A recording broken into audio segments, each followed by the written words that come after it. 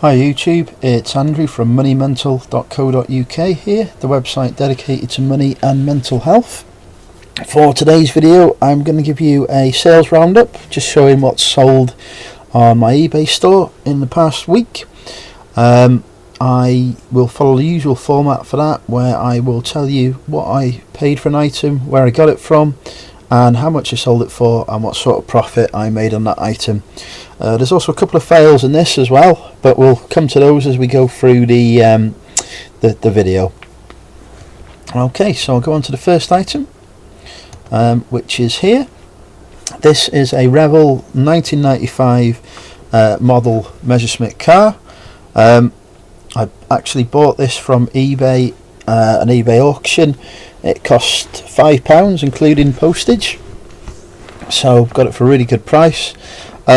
There weren't any others on eBay when I was researching this, so I put it up quite high for £24.99 plus £5 shipping. Actually, I think I put it higher. I think I put it at £29.99 plus £5 shipping initially. Didn't sell on its first cycle, so reduced it to £24.99. and then put it in my post sort of Boxing Day 10% sale, and it sold for £22.49 plus £5 shipping. Because it was quite a small item, I was able to send it via My Hermes for £2.78, so the actual sort of postage and packaging cost was a lot less than £5 as well. So the total I made on that from my £5 investment was about £16 in all, for about £15 to £16, so quite pleased with that. Not a bad return.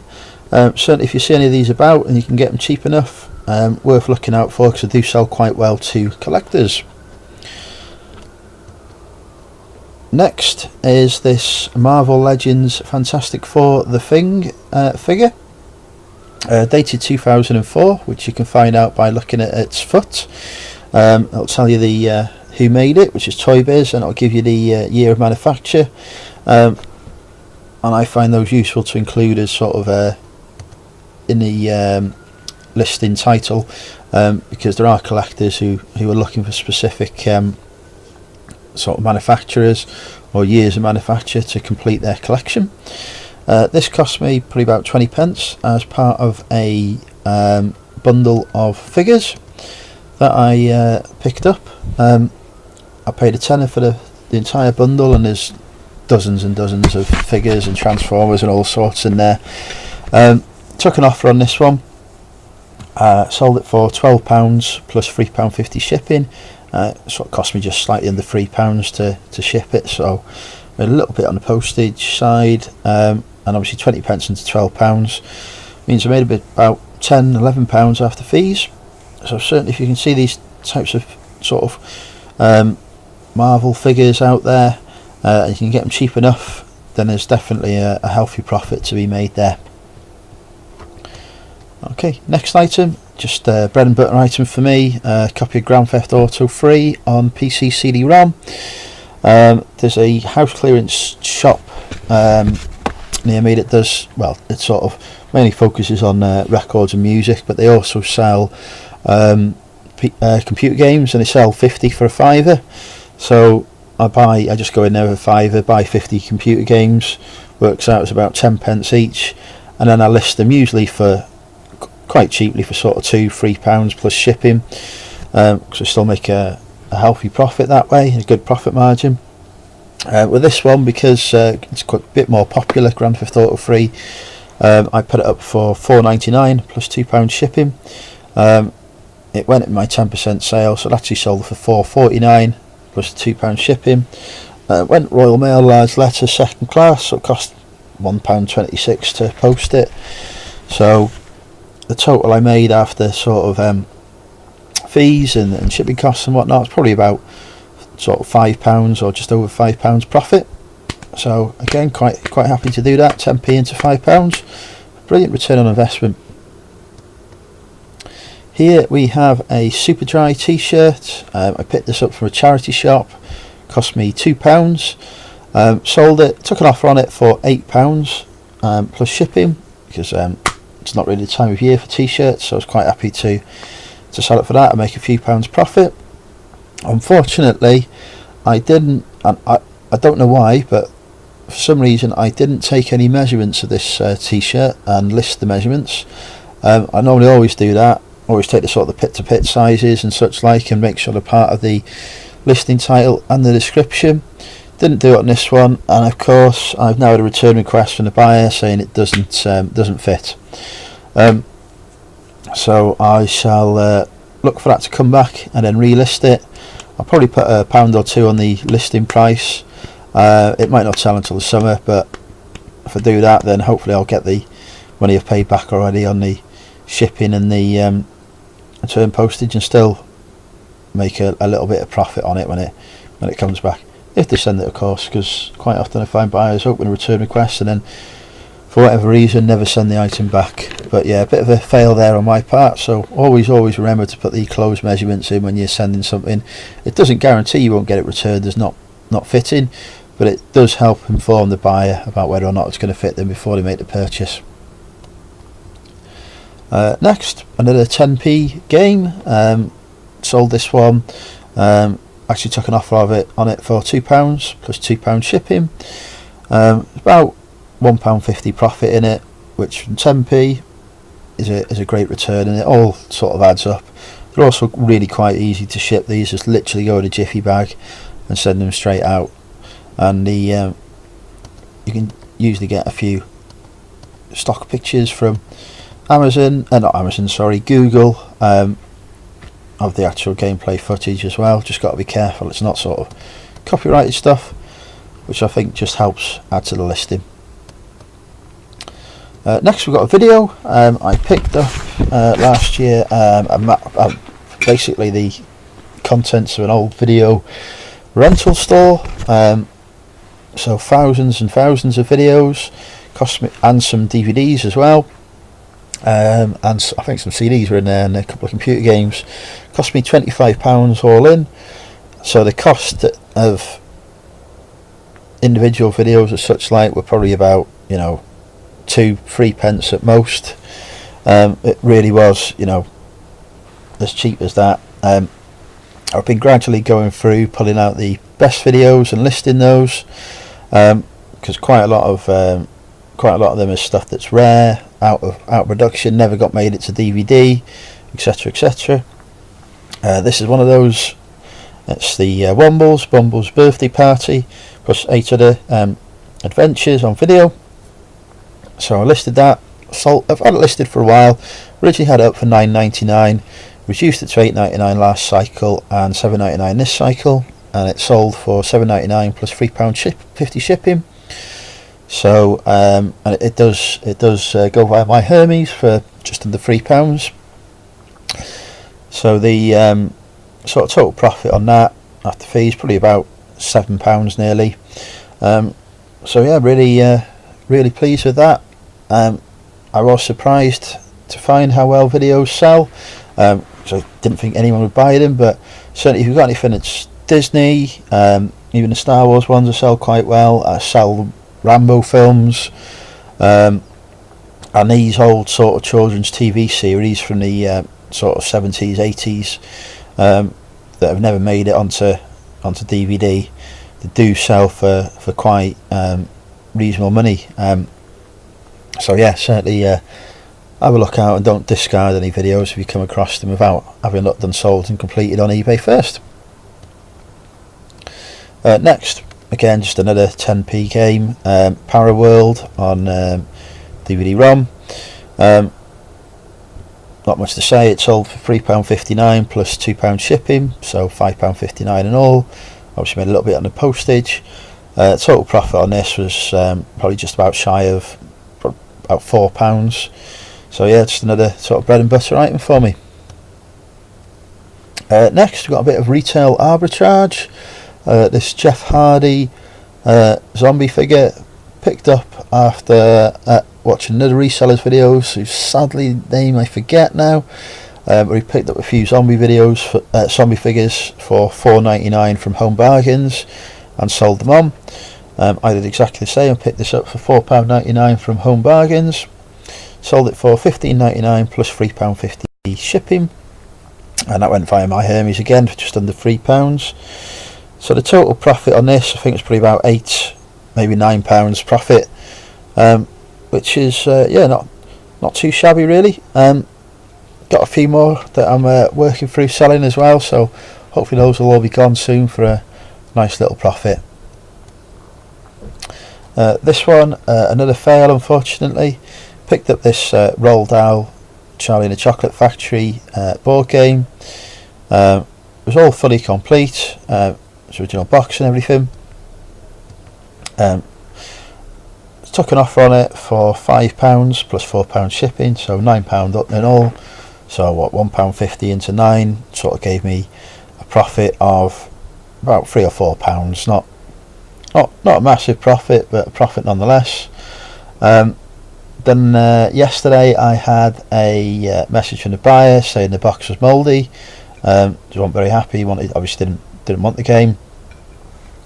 So I obviously asked him for some pictures of that because I couldn't see any mould on the box. And what he showed me was that he'd lifted I haven't got a picture of it, but there's a plastic tray that goes inside the box that obviously contains all the game pieces and the actual sort of board for the game itself, and underneath that plastic tray was all mouldy. Now that's not something I normally check. I obviously check the exterior of the box, but I never checked the interior under that plastic tray. But yeah, it was quite obviously mouldy. It was quite obviously the box that I'd sent to him. So I could see fully why he wanted to return it and sort of didn't really want to have it anymore. So I accepted the request, but I said to him, look, I don't really want to mess around here. I said it'll cost me money to send it back to me. He said if you want to put it in the bin, that's fine. I'll just send you a full refund for the money you're giving me. Obviously if the game pieces and the board itself are still usable, then feel free to use those and just enjoy them as you wish, but I'll send you a full refund and apologies for the inconvenience. So a bit of a fail there, but a lesson learned for me as well in terms of always checking that bit, because to be honest, if I'd done that and found the mould, I'd have just cleaned it off and then nobody would have been the wiser really. But there you go, a lesson learned for me. Next we've got this really nasty horse racing game. Picked this up in a charity shop. Cost me £2.49.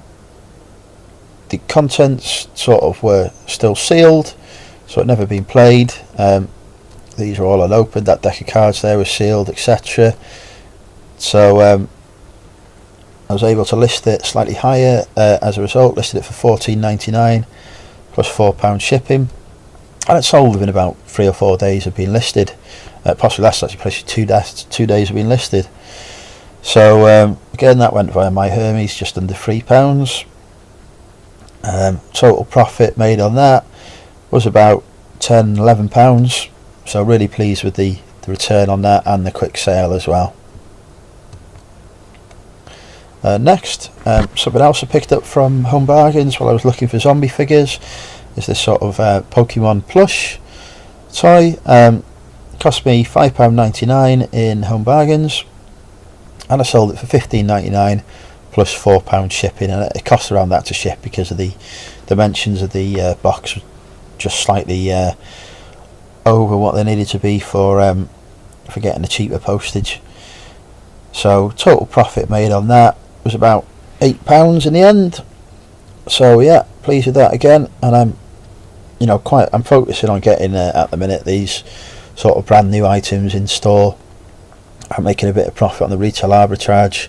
I think that's going to be one of my main sourcing avenues until the car boot season sort of gets back into full swing. So it's pleasing to see it sort of working out for me. Next, another board game that picked up from the charity shop at the same time as I got the real racing game. So I think last week or the week before last, Cluedo, vintage 1991. Game was in really good condition. You couldn't tell it was nearly 30 years old. It sort of looked like it hardly ever been played. Obviously a bit of wear to the box as you'd expect, and you can sort of see in the corners here. But you'd expect that from a game that's 30 years old. So I did sort of mention that the box had some wear to it. But yeah, it cost me £1.99, and again I told within a day or two have been listed for £12.99 plus £3.50 shipping, and it did ship for just under £3. So I made about £10 sort of profit on that, or just under about not £9-10 sort of profit on that. So yeah, pleased to sell that, and again really pleased with the quick sell through rate there. This is something I had for ages. It's a brand new Scenic game. It's got 4 wireless controllers with it as well for the Xbox 360. I picked it up in our local tip shop. Cost me £5 and all. I had it listed originally for £24.99 back in the summer, and it's been around for a while, so I've gradually been reducing the price on it. Got it down to £19.99, and then had a question from a buyer about whether it had a receiver in it. I didn't realise these buzzers needed a receiver, so I checked the back of the box, and it says here it's all in there: 4 wireless pads, a receiver. So I was literally able to respond. In fact, I didn't even need to check the back of the box. I just looked on the computer like this, because it was sealed. I was just able to respond to him to say, yeah, I've confirmed from the back of the box that it includes a receiver. And then I updated the listing to include that. The buyer actually sent me an offer through of £15. Or the person had a question, sent me an offer through of £15, and I thought, do you know what, it's been hanging around for ages, 5 into 15 is okay. So I accepted the offer and shipped it out to him, and I made about sort of £6-7 profit on that in the end. So happy to get that profit on something that had been hanging around for a while, and then I've obviously got that money then to reinvest in the business. Next, another one of the board games that I picked up from £1.99 the other week. Therapy board game. It's from about 1988, so a 30-year-old game.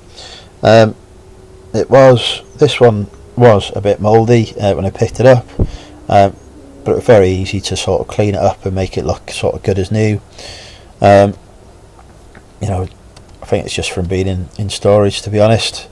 But yeah, cleaned it all up.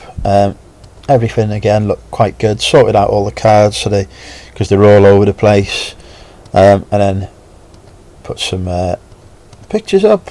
Yeah, I think the box was actually in good condition on this as well. So it didn't actually need to. There was no damage to the box, which was really surprising for a game of its age. Normally they got some rips or tears or whatever, but it's obviously not been a very popular game with its owner.